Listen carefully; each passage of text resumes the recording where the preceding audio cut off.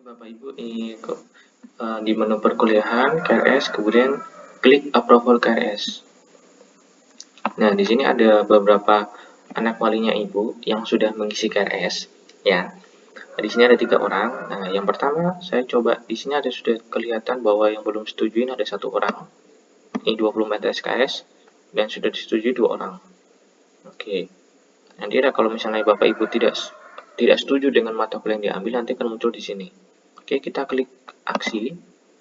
Nah, di bagian aksi ini sudah muncul ada tombol centang, ada tombol tolak, dan ada memberikan catatan. Contoh misalnya Bapak Ibu untuk mata kuliah pengantar ekonomi dia setuju, Bapak Ibu setujui, kemudian klik centang, klik OK. Nah, di sini sudah berubah menjadi warna hijau, klik disetujui. Nah, kalau misalnya Bapak Ibu tidak suka atau menolak, tinggal Ibu klik tolak. Nah, nanti berikan catatan. Misalnya kamu belum lulus MK A1.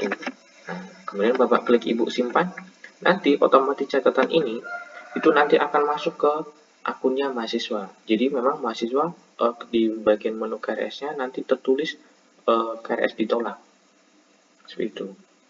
Nah, atau misalnya Bapak Ibu tiba-tiba mahasiswanya belum pernah konsultasi tapi tiba-tiba sudah minta persetujuan, minta disetujui. Nah, Ibu bisa tolak semua. Contohnya dengan klik yang ini tolak semua.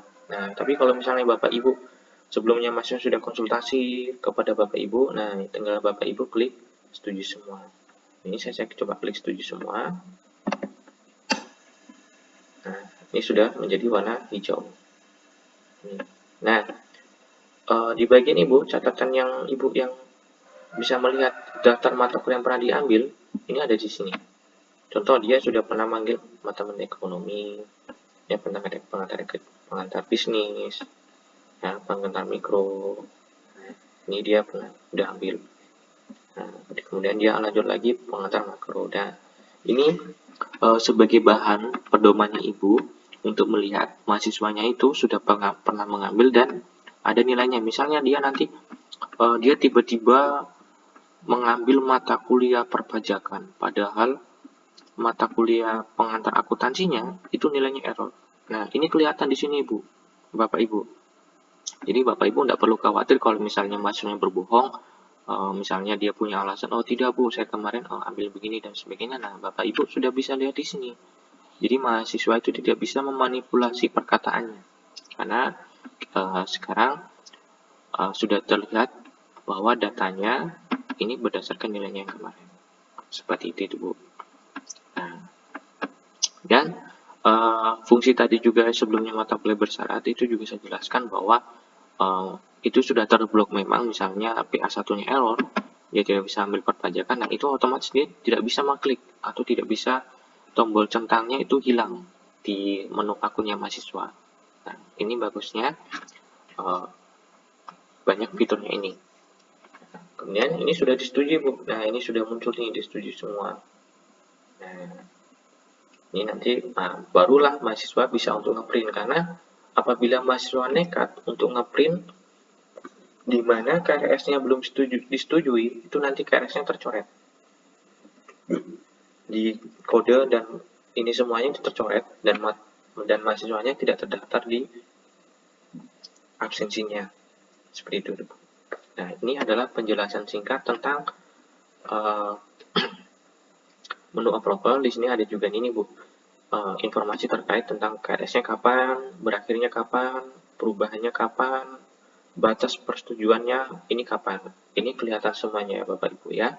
Jadi nanti mungkin Bapak Ibu lebih sering untuk mengakses SIAT untuk melihat informasi-informasi sesuai dengan kalender akademik. Jadi tidak ada nanti namanya yang ketinggalan informasi. Nah, ini adalah tentang menu tentang perkuliahan KRS, approval KRS. Nah, misalnya di sini ada menu disposisi KRS. Misalnya di mana disposisi KRS ini biasanya kalau misalnya ada mahasiswa yang ingin minta persetujuan disposisi, nah ini muncul di sini Bu.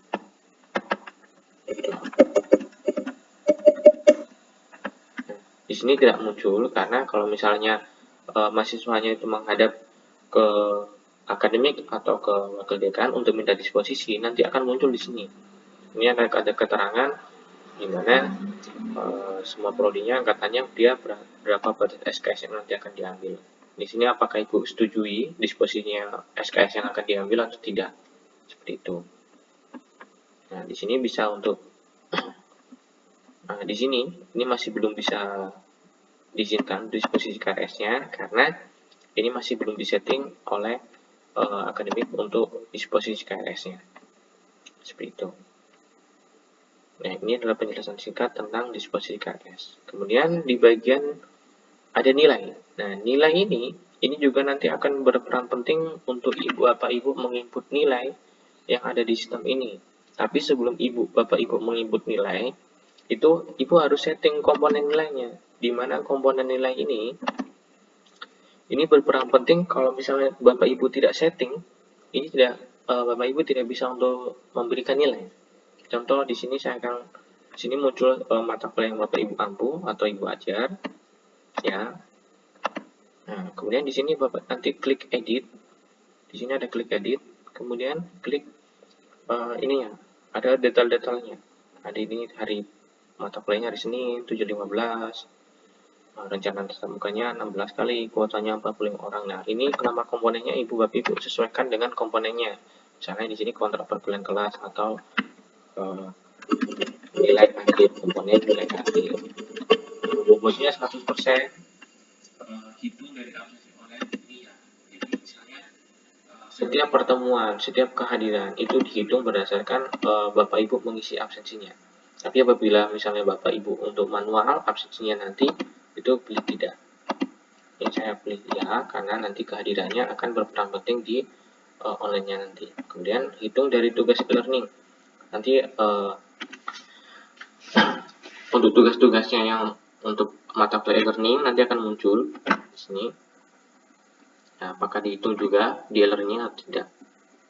Nah, kemudian untuk nilainya ini diinput apakah nanti ini tergantung dari teknisnya Bapak Ibu ya. Apakah misalnya di sini ada Ibu Andi Enil atau Ibu Nimadi Switri Parwati. Nah, misalnya yang berhak menginput nilai nanti Ibu Made. Nah, ini kemudian klik simpan. Gitu. Jadi nanti si Ibu Andi Enil itu nggak bisa. Karena memang untuk yang input nilai biasanya itu dosen penanggung jawab. Nah, kemudian di sini ada menu daftar nilai. Nah, daftar nilai yang tadi saya jelaskan bahwa ini sangat berperan penting bahwa Bapak Ibu untuk menginput nilainya. Contoh, di sini tahun akademiknya yang sekarang 2022-2023, kemudian klik ganjil, fakultasnya Vkon, kemudian klik cari. Nah, di sini mata kuliah yang muncul semua mata kuliah yang Bapak Ibu ampu untuk diberikan nilainya. Contoh, misalnya edit nilai detail. Nah, di sini muncul Anda tidak pernah tercatat mengajar di kelas ini, nilai otomatis tidak bisa di-upgrade. Nah, ini menandakan bahwa kalau misalnya Bapak Ibu tidak melakukan aktivitas perkuliahan, misalnya membuat daftar kehadiran, itu Bapak Ibu tidak bisa mengisi absensinya. Itu.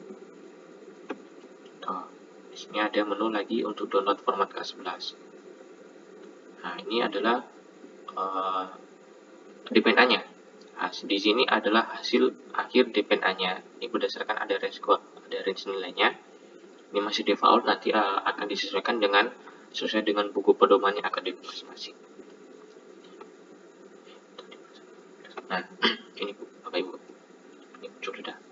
Ya, daftar mata kuliah yang daftar DPNA yang sudah terimpun. Nanti akan muncul nilainya, Bu. Ini misalnya nilai akhirnya berapa persen persentasenya, nilainya berapa, ini simbol nilainya apa, seperti itu.